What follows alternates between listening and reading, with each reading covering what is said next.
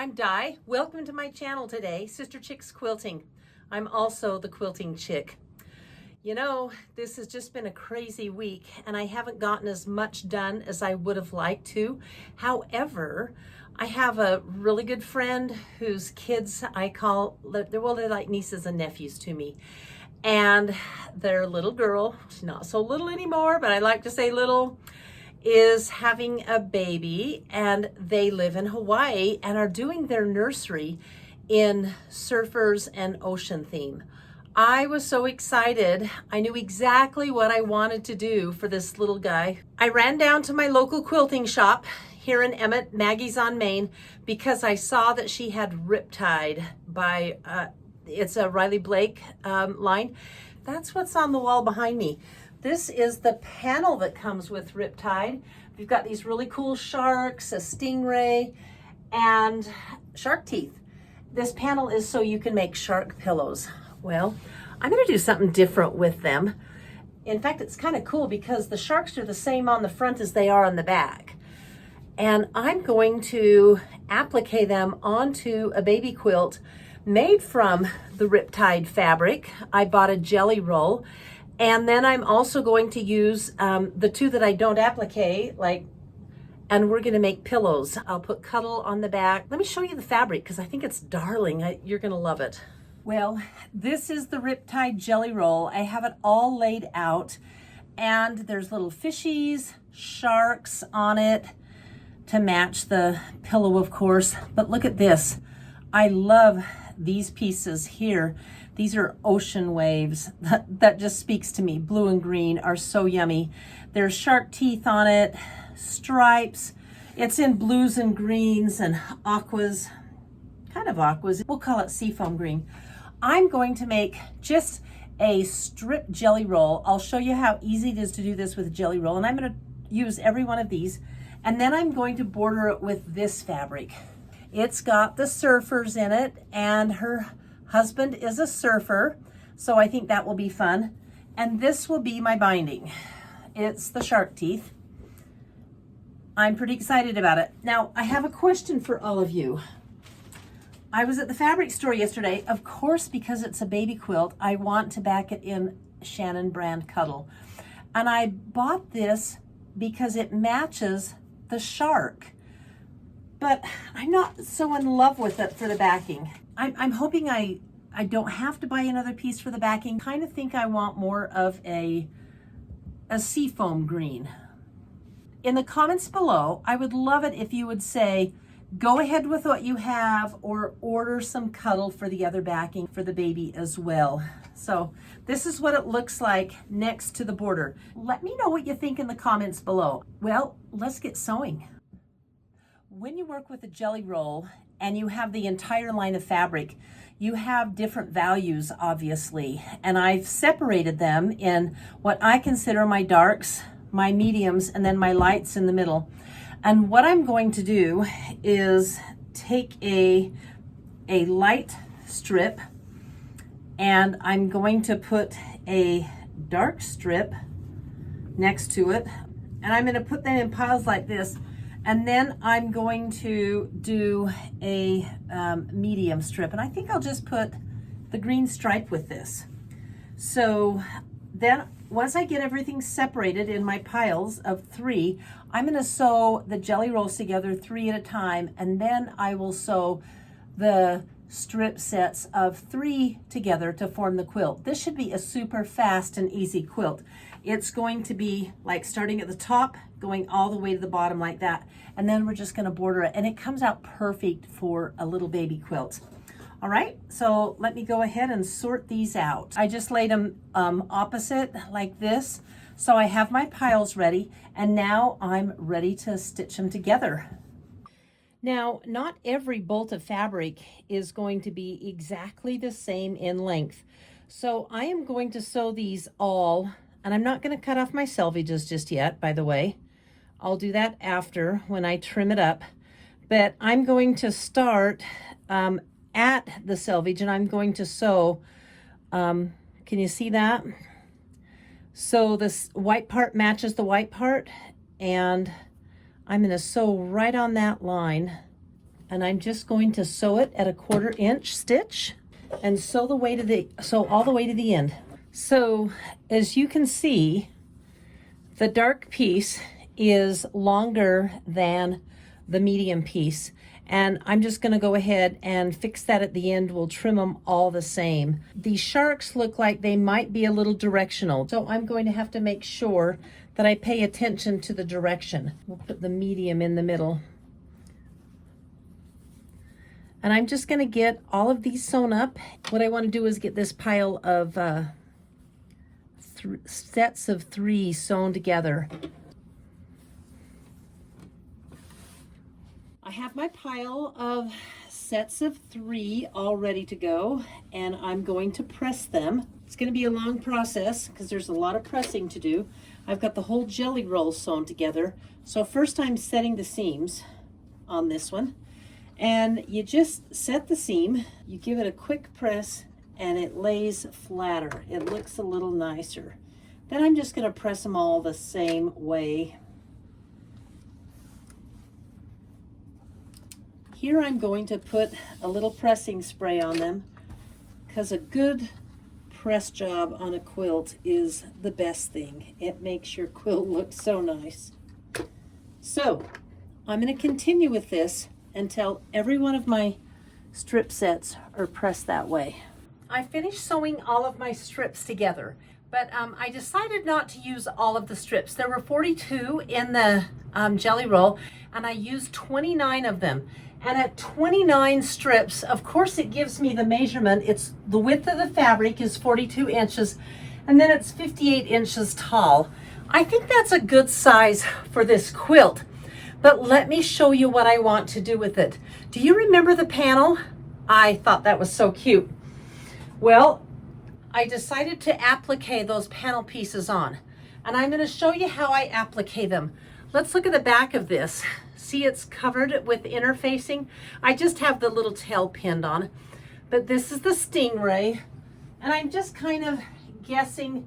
I thought they would look cute on like this. Then I have this little shark. We'll put him down here. There were 2 teeth. I might put another shark tooth on, but I thought it was fun to maybe have a shark tooth laying on the bottom. And then I have the other shark. He looks like this. Whoops, he's upside down. Only he's facing the other way because I have him ready to applique. I want to show you the step on turning this applique, but he is going to go here. Won't that be cute? So let's get started with the applique process. We are ready to applique this last shark.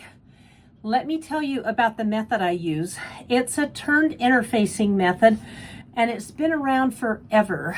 A lot of quilters have used it. I think Eleanor Burns was the first one to use it, but it looks like needle turn, which is a lot of work. How you do this is so much easier.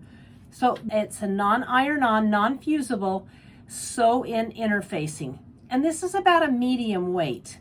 This one I thought this would be the best for though. So what you do is you take a piece of interfacing that's going to cover your shape. My shape is going to be this shark.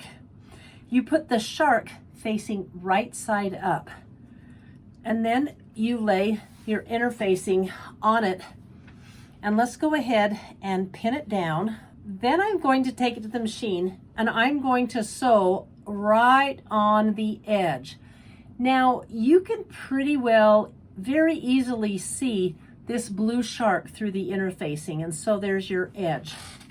If you can't see, if it's a little lighter, use a pen that is heat dissolvable, and you can draw or trace your design right onto your interfacing, right on the edge like that, and you can just sew, and then you sew around it right on the edge. I'm sewing with a 2.2 stitch, so it's a smaller stitch than I normally use, and I'm going to sew all the way around here, and I'll show you what I do next. Okay, I'm ready to sew, and it's easiest to start on a flat section.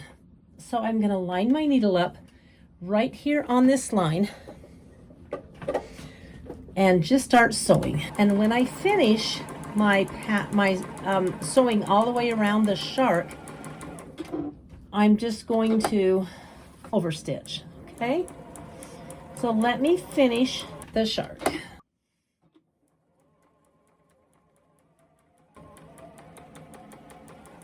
The next thing you do after you've sewn all the way around your design is to cut it out about 1/4 inch from your stitching. Now, I'm going around these points, so I'm going to cut it very thin on the tip of the shark fins. And then I'm also going to go back. I'm going to go in where I have corners like this, and I'm going to clip them like this so it turns nicely. So it takes quite a bit on this design to do, but it can be done. And it's really easy to do on simpler shapes.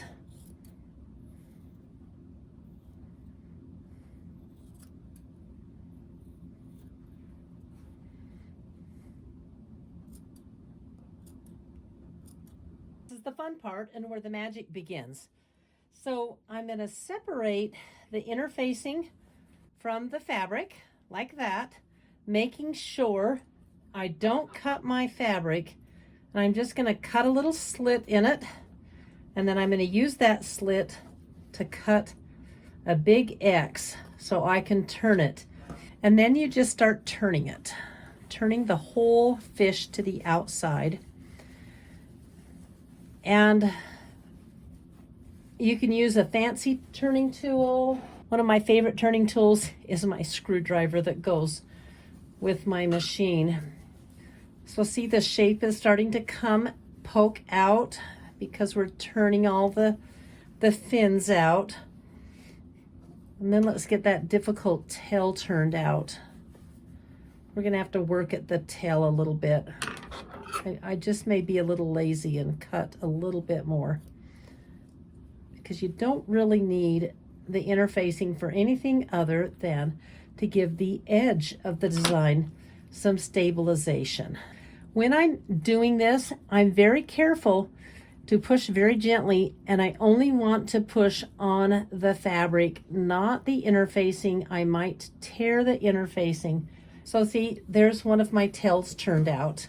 Isn't that just cute? What I'm going to do is take this to the ironing table and press it all down, and I'll show you what it looks like pressed. So I'm at my ironing table and I'm ironing this shark out.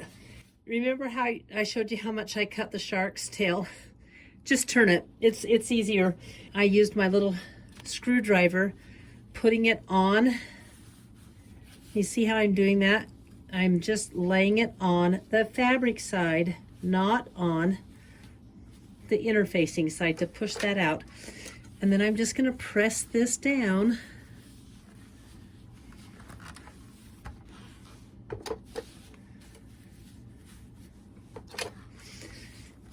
Press it down good, and then I'll work on the other side of my little shark bait applique. Okay. So here he is. This needs to be turned a little bit more.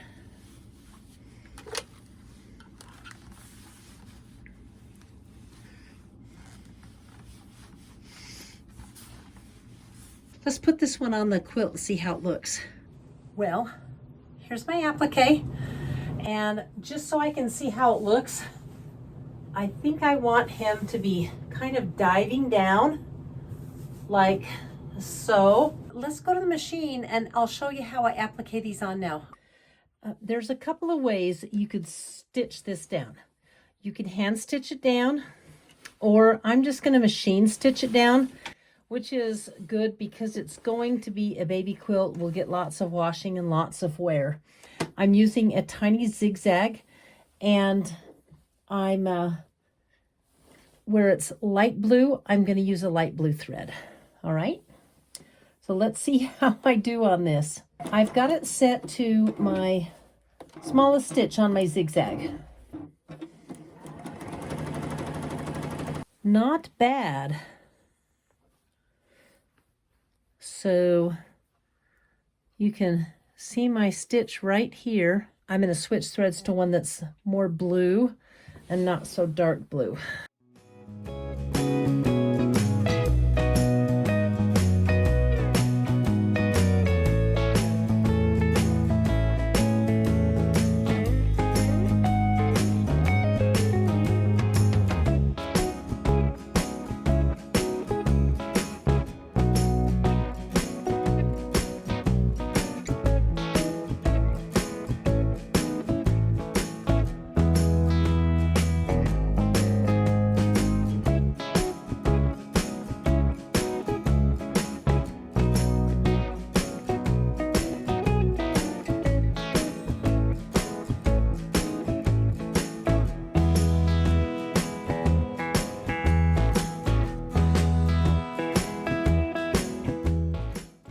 I think this turned out so cute, and it was so easy with the jelly roll strips. All I have to do is put borders on it, and the borders are I've cut the two sides. I'll do those first, and look at this cute border material. So I'm gonna get the surfer dude sewed on, and we'll show you the finished quilt. Guess what time it is? It's ta-da time. This is such an easy, fun, fast project. Thanks so much for joining me for this fun project. And if you like what you see, I would love a like. And don't forget to tell me what you think about the backing fabric. Let me know if you'd go with it or if you would get one that matches a little bit more. And I'll see you next week.